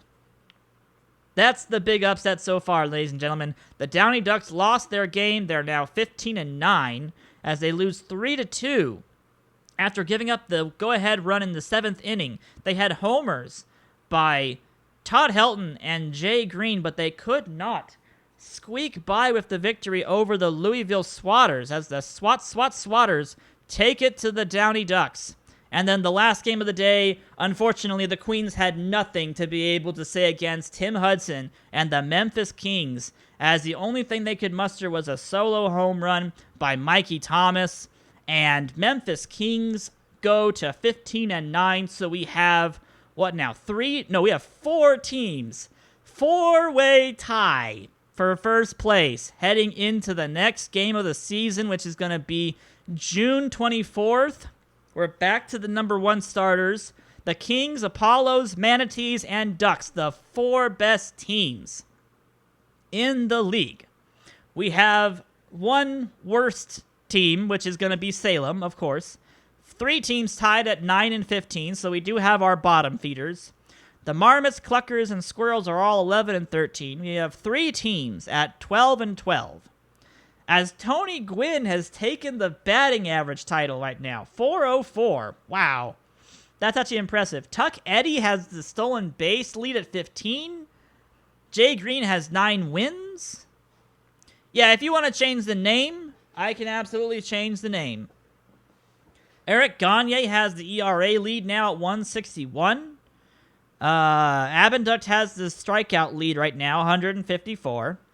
Saves are still going to Kahn, but Louis right up there with him. 10 saves for both of them. So moving into, we'll try to get through all of June here, guys, and then we'll call it. So today's games. Tetcher versus Martinez. That's a big one right about there. Abenduct versus Hellerman. Maddox versus Harding. Delvecchio versus Jay Green. Villegas versus Abbott. So some big matchups right off the bat. Ducks and Goats, Captains and Koalas, Apollos and Mythics. So a couple of the 12-12 teams going up against some of the better teams. They have to win these games right here. So let's start at the top. Apollos, Mythics. Oh, it took extra innings. Both pitchers managed to go 7 innings of scoreless baseball, but a home run by Tommy Pickles in the top of the 11th inning lets the Houston Apollos take the victory over the Bismarck Mythics. Oh, that's going to hurt right there. That one's going to hurt a lot. Swatters at the Marmots. This is Harding versus Maddox. And in the end, oof indeed, the Swatters coming from behind as they were down 3-1, score 6 runs in the top of the 5th, and then hold on to the victory in the bottom of the 9th. Homers to Ahmed Khan and Gross. Tim Gross hits his 5th homer of the season. Marked and Nevin hit homers for the Marmots. And the Marmots go to 11 and 14. Swatters are now 13 and 12, and they're resurging, if I remember correctly, at this point. They're on a 4-game winning streak. So the Whistlers and the Swatters coming around to get some better records at this point. So we'll have to see what happens about all that. Yep, Khan gets third player of the day so far. Goats at the Ducks. Here's the big one. Can Jay Green keep it together? He cannot. Angela Del Vecchio has an 8 1/3 inning shutout. Shared shutout with her relief pitcher, but 16 strikeouts for Angela Del Vecchio as the Downey Ducks fall to the Durham Goats 4-0. That's a big upset right about there. That shouldn't have happened. Jay Green has his second loss of the season. Wow. All right. The Whistlers look to keep their winning streak alive against the Salem Warlocks. This is Hellerman versus Abenduct. And they do just barely, as Abenduct has to go the distance almost here. Glass gets save number 4. Abenduct is now 7-1 as the Windsor Whistlers win 3-2 over the Salem Warlocks, but it was not easy. 12 hits and 9 hits for both squads, so it was a hitters contest, but the Whistlers just barely eked by with the win over the Warlocks. So the Whistlers are now 14-11, so a good job right there. The Virginia Beach Captains versus the Kanata Koalas. This is Earl Abbott versus Juan Villegas, and the Captains were going to take the victory 4-0. So all the shutouts coming through with the Aces pitching today. Rollins and Peters hit homers for the Virginia Beach Captains. Nothing happening for Pablo Sanchez, who's only batting .280. I would take Greg Peters over Sanchez right now. So the Captains are 15-10, which puts them in, I think, not a tie for first place, but a tie for second place, I believe. The Queens Nobles versus the Kansas City Cluckers, Bosworth, and Xavier. And the Cluckers are going to take it from the Nobles. So the Nobles, who were resurging, have now lost 2 in a row, as they're now 13-12. And then the Cluckers, 12-13, as they take the 6-1 victory over the Nobles. Giants are going to be playing on the road against the Kings. This is Percy Pounder versus Leo Wayne. I don't think the Giants are expected to win this one, and they don't. Leo Wayne is dominant, and Percy Pounder can't get past probably 5 or 6 innings there, as the Kings will move to 16-9 on an 11-1 victory for the Kings. That was a disaster for the Toronto Giants right about there. Whoops. Bonk. My apologies about that. The Portland Pioneers up against the Coral Springs Manatees. This is Randy Johnson versus Cody Hamilton. This should be Randy Johnson's game to lose, and it is his game to lose. The Manatees lose their game to the Portland Pioneers 7-6. In extra innings, the Portland Pioneers come back and then hold on to the victory. Dontre Willis again blows the save and gives up the loss. I am not happy with the way that the Manatees have been utilizing their bullpen. Not a good performance from the Manatees as they move to 15-10, leaving the Kings. Kings and Apollos have taken first place again. Man. All right. Robins at the Squirrels. Grace Tipton versus Christina Beatty. Beatty looking to drop that ERA back down, and she's not going to. Oh, man, a butt-whooping from the Robins against the Squirrels as the Robins unleash 13, the Baker's dozen, against the Squirrels. Beatty's ERA rises to 2.65. Tipton gets the win. She's now 2-7, and the Robins move to 10-15. The Squirrels drop to 11-14. Homers by Vaughn, Beltran, Lundstrom, and Mills for the Robins. And that's Mills' 9th home run. He has been very, very good. Very, very good performer right there for the Lansing Robins. So, standings after June 24th look like this. We officially have our original teams, except for the Ducks. The Kings and Apollos are reigning once again on top of the standings, 16-9, as the Virginia Beach Captains had some problems. They're coming back, but they had some problems. And the Ducks and Manatees are falling, which is unusual for them. Normally, they are more of our reliable teams. So, interesting development right there.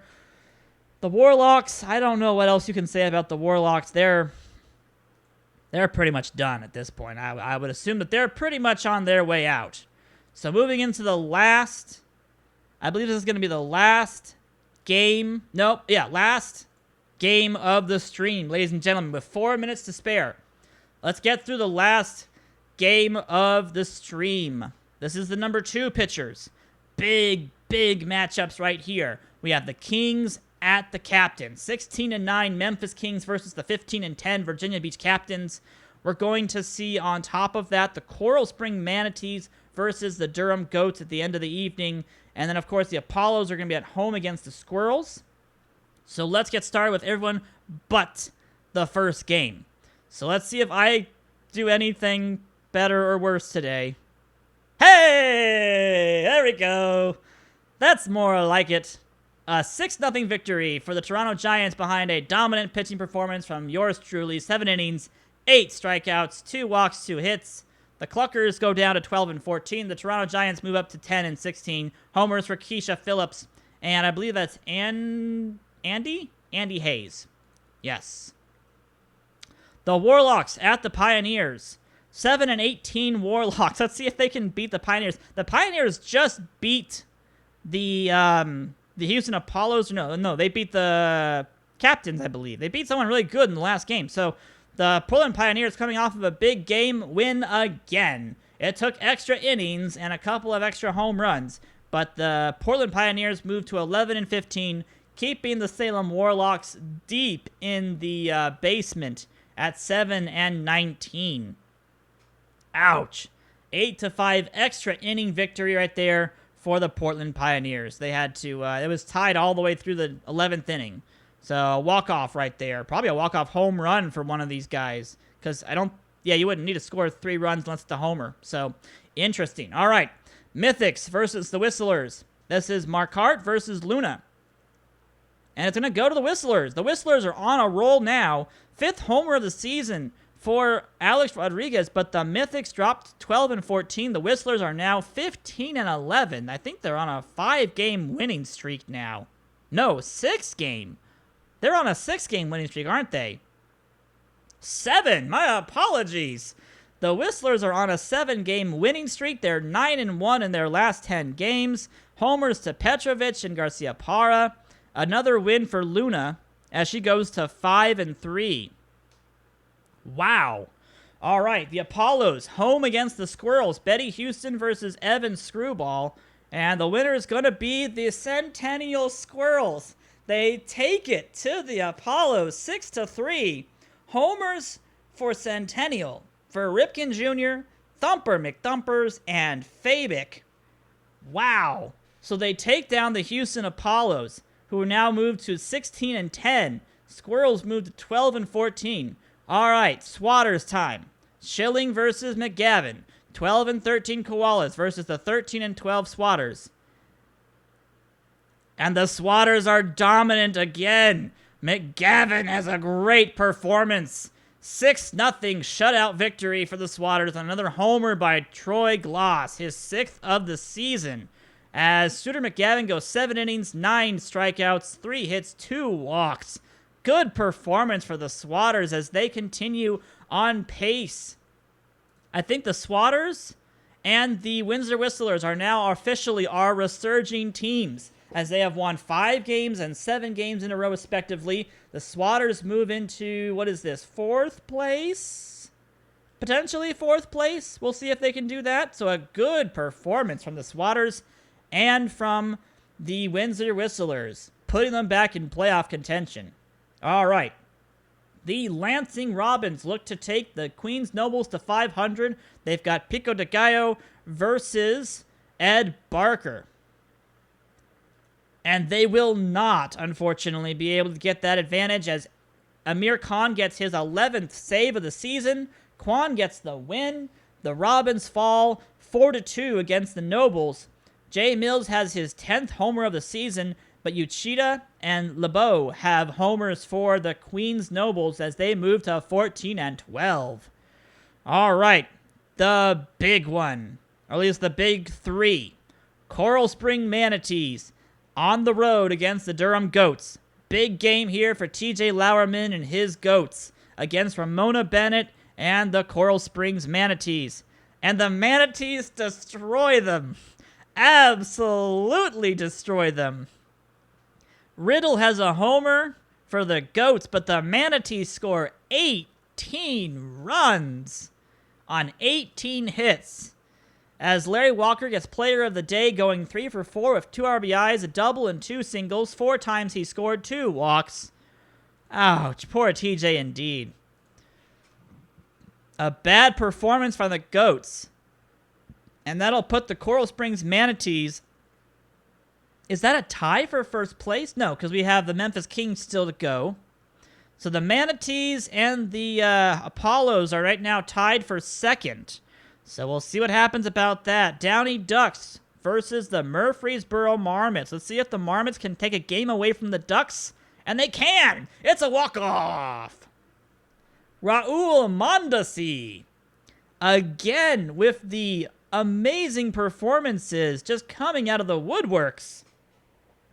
Nancy Chin and Jason Giambi had homers for the Downey Ducks, but they blow the game in the 9th inning. Luann Louie has a rare loss added on to her categories. And Raul Mondesi has a 3-homer performance for the Murfreesboro Marmots. 5 RBIs, 3 homers, 4 for 5 performance. Knocks myself off of the player of the day list. And this is the second time that Mondesi has done this. This is the second time that he's come through and single-handedly won a game in extra innings, or like a comeback. Yeah, the first time I think was against the Queens.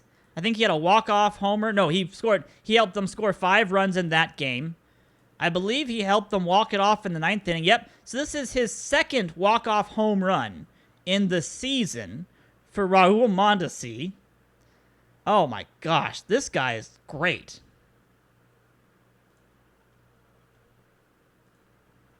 And, yeah, that leaves us down to our last game of the day, guys. Game of the day is going to be the Memphis Kings versus the Virginia Beach Captains. All right. This is going to be Tim Hudson versus Jessica Wasarsis. This is for all the marbles, guys. This is for first place. First place or a 4-way tie for first place. So let's see how it goes. Hudson versus Wasarsis. Virginia Beach Captains 7-5 at home. Memphis Kings 7-6 on the road. And the Memphis Kings are dominant. 13-4 victory over the Virginia Beach Captains. A grand performance by their pitching staff. Hudson goes to 7-1. 2.49 ERA. Wasarsis gets her 4th loss of the season. Homers to Tim Hudson himself. Leah Wayne has her 4th. Sammy Sosa has his 3rd. Derek Jeter has his 4th. Middleton and Guerrero have homers for Virginia Beach.